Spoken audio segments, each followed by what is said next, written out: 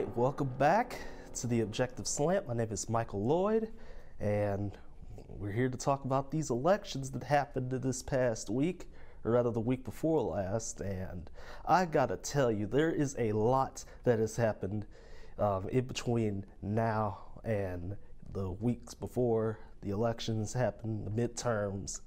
And I gotta say, everybody's entitled to their opinion. Just be nice, be courteous, and there won't be any problems, to be completely honest. That is just directed to some that are just kind of spewing. I'm not going to name anybody, but there's some people out there that still like to think of themselves as just holier than others, if it's just to be blunt. For starters, Ted Cruz once again has gotten his Senate seat back. He's retained it over Beto O'Rourke, and I gotta say, Beto tried his hardest, but Texas is still red as far as the Senate goes, and I'm quite surprised, that they stopped it at like 25% of the votes to call Ted Cruz the winner. And there's got to be some. We got to work on the whole, electronic votes and the mail-in votes and people in line that are standing in line for like 9 or 10 hours ready to vote. We got to work on that to get everything counted up timely and in an efficient manner, because you want everybody's voice to be heard, and that's just the way the cookie crumbles when you don't have all these votes, like in Florida and Georgia, where they have to recount their votes. You just gotta wonder, like, man, maybe the races to these Senate and House seats would have been a little bit different had these votes been counted on time. And so basically there's that. Ted Cruz is still there. Beto may be running in 2020. I don't know. People have started to circulate those rumors around, and I'd actually like that, to be honest. I'd like that. Give us a good challenger to Donald Trump. As far as the governor's race goes, nobody focused on that at all, and Lupe Valdez suffered for it. Greg Abbott won easily, kept his governor's seat, and I'm surprised nobody really focused on it. The national attention was more focused along the lines of Beto versus Cruz, and I get that, but were people here a little bit more focused towards the governor's race? I don't know. I've talked to some people. They just really don't seem to care. I've talked to some students here too. They've kind of just like, they kind of shy away from that topic of politics. And just today, recently, I was out there for about 45 minutes in the cold air trying to get some people on, but it just didn't happen. People are kind of shy when it comes to politics, and that's okay. More power to them. But anyway, back to the point. We got to focus on everything. I know there's lots of different governor's races and lots of different House seats and Senate seats that are up for grabs, but we just got to focus on everything. Focus on your district. That's here in Denton too. We got to focus. I forget what district we are in. I think it's like 10 or 12 or something like that. We got to focus on that, and we just got to stay voting. It was a high turnout this year for voting. Over 100 million decided to come on out and vote. Hopefully next time I'll actually come out there and vote, because I did not this time around. Didn't get my stuff in on time. But anyway, other news that has circulated around the nation as far as politics goes, and as far as the backlash kinda from these elections, is about Donald Trump once again, and he has kicked the man from CNN, Jim Acosta, out of the White House for basically just trying to ask some questions. Maybe they were a little touchy subjects. I don't know the full details, but basically now CNN and everybody, they're suing Donald Trump and everything. And I think this is going to hurt Trump a little bit as we head on into the 2020 election. So that's coming up real soon. You know, that there's a First Amendment violation kind of right there. I can see, I mean, you know, freedom of the press and all of that, that's all good and well, but you probably shouldn't be able to ban a man from the White House like that just for speaking his mind, just for asking a question that, you know, maybe wasn't really that offensive to other people, but maybe it was offensive to you, Mr. Donald Trump. I mean, you know, you gotta, I don't really know what to say. I'm just one guy on a small speck of this country. You know, my full opinion, I don't really know what to say about this, to be completely honest, but you know, it's a messy situation that is gonna have to fix itself, and hopefully Jim Acosta is able to get back into the White House and speak his mind freely about different subjects and ask you different questions, Mr. Trump. It's okay, man. You still got this. You still have time. As far as Hillary Clinton goes, I don't even know. People are saying, well, she's running in 2020. Well, she's not. But, I mean, I don't know. After the debauchery that was 2016 and the way the media liked kind of wiggle their way in and just make it seem like that Hillary was just going to completely win it all and everything like that, and then the polls just kind of, oh, well, you know, everything's just going to be all right. Hillary's going to win the White House, and bam, all of a sudden Donald Trump wins the White House. I don't know. I don't really know if Hillary wants to run in 2020 or not. If she does, good for her. If she doesn't, there's no skin off my bones as far as that goes with Hillary Clinton. Oh, man. I don't know. I don't know, people. What do you think? What do you think? Hillary Clinton running back to the White House. Beto running back to the White House. I know there's some rumblings about Bernie Sanders still coming on back for another term to try and maybe get into the White House. Maybe there was some things wrong with the whole Democratic primaries back in 2016, but the fact of the matter is that Hillary won those primaries and Bernie Sanders did not. And we have a lot of challengers that are coming up. You know, I just named 3. There's could be potentially more challengers coming up and running for Donald Trump. I know one man who probably is not, and that is Kanye West. I think he just basically kind of disappeared from the political scene after his meeting with Donald Trump in the White House, and there was a bunch of memes about it. It was great. It was a great ride to watch that. And, you know, I mean, I have nothing against Kanye West. In fact, I wanted to talk about him a month ago, but I decided not to. I decided to focus on Brett Kavanaugh, who I'll also talk about later, by the way. But yeah, Kanye West, I mean, he's just off doing his thing, making his money with the Kardashians and whatnot. You know, I can't knock the guy for not wanting to run for president or anything like that. You know, I don't really have much of an opinion on Kanye West anyway. I don't really like his music or anything, but you know, Kanye, you do you, man. You do you. Let's see. Oh yeah. Alexandria Ocasio-Cortez, man. How about that woman? Am I right or am I right? This young lady has gone through a lot this year for various reasons.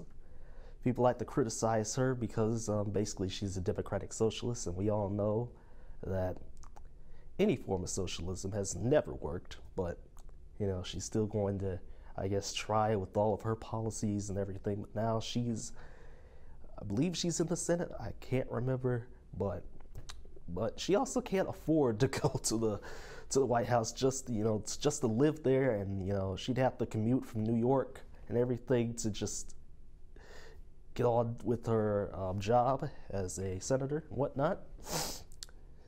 And I mean, people are still bashing her for that. I mean, just don't do that. That's not okay.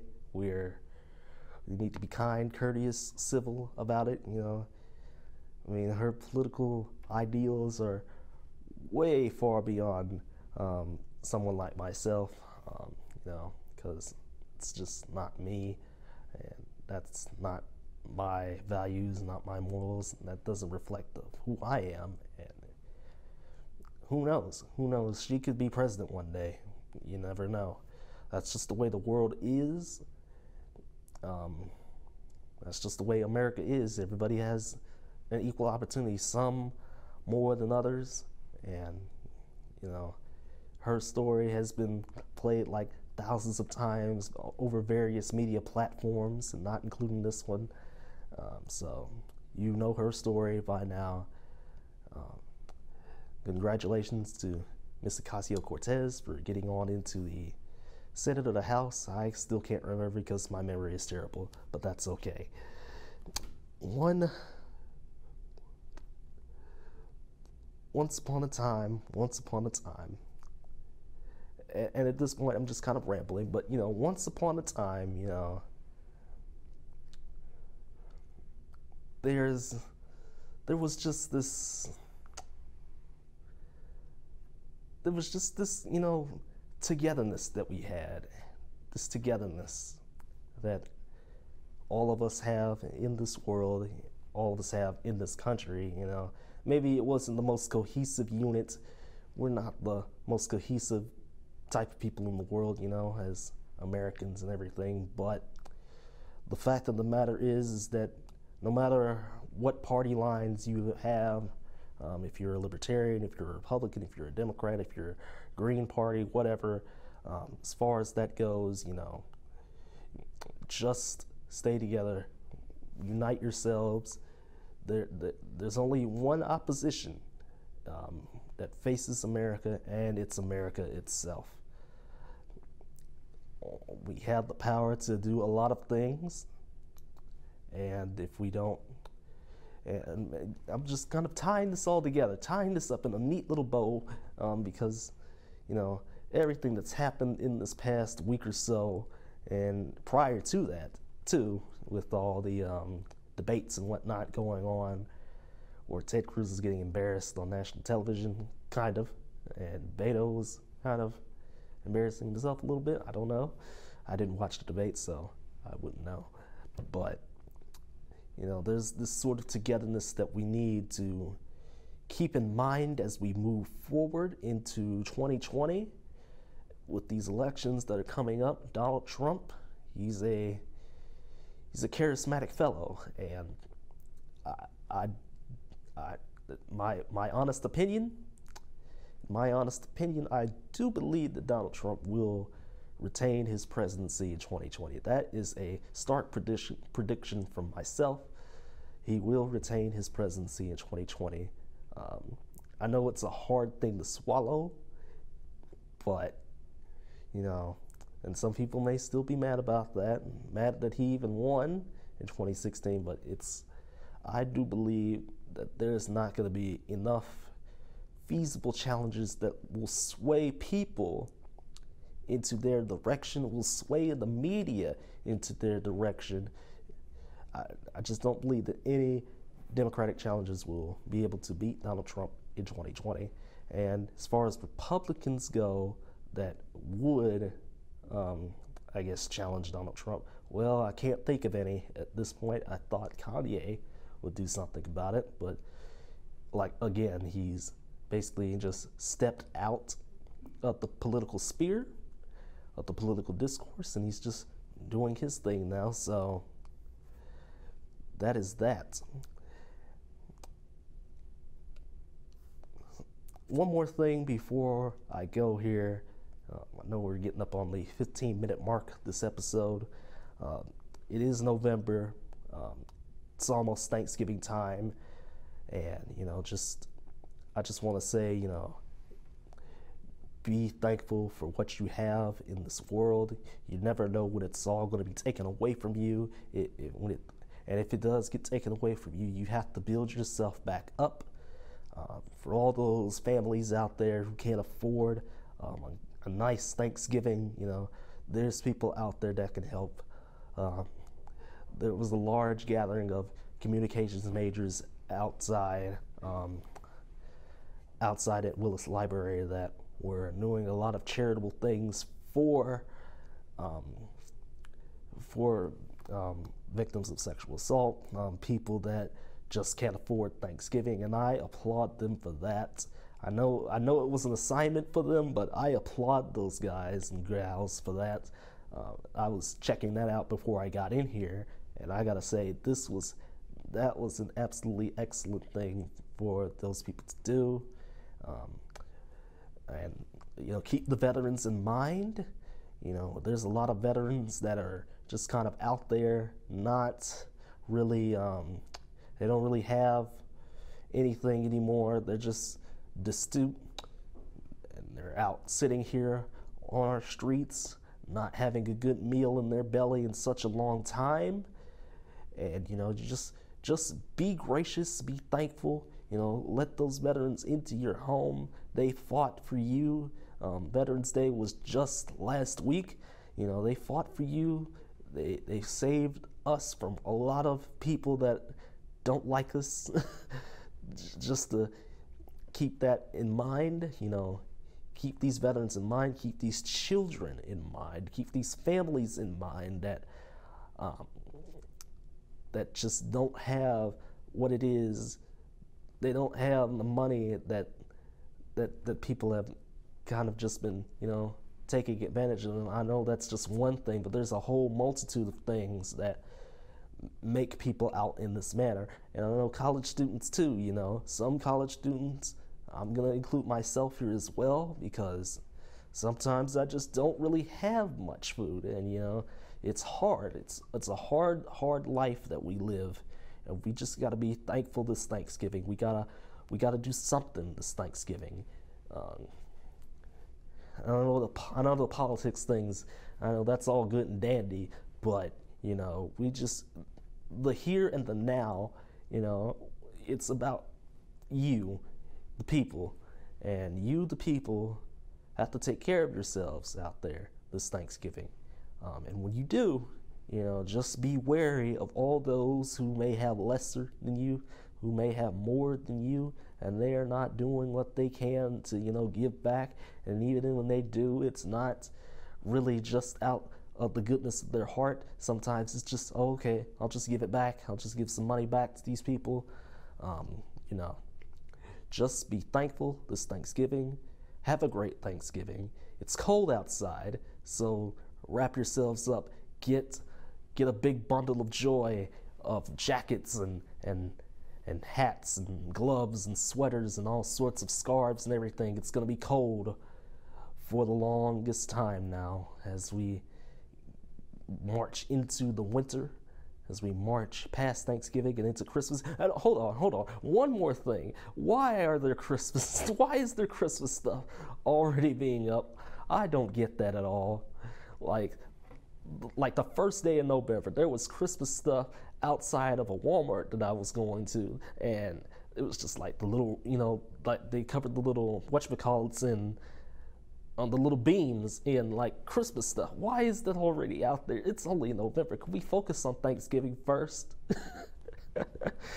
But anyway, thank you so much for watching. I appreciate you all for keeping the view count up on the YouTube live streams and whatever channel that this station comes on. Thank you so much. Michael Aaron Lloyd signing off. I'll see you guys next month. Thank you.